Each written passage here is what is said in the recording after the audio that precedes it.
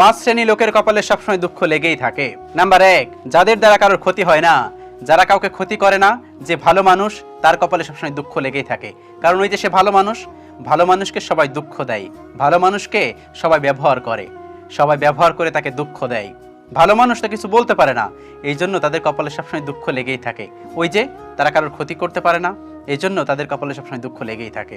Number 2, যারা সত্যবাদী, যারা সত্যবাদী তাদের কপালে সবসময় দুঃখ লেগেই থাকে।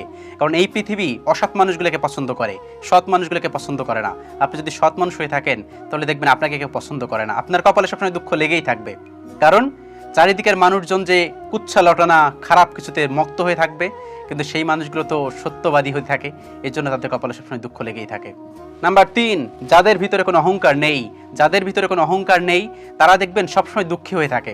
কারণ তাদেরকে সবাই ঠকায়, তাদের ভিতরে তো কোনো অহংকার নেই, তারা তো কিছু বলতে পারে না, তারা তো কুচ্ছা লটানা করতে পারে না,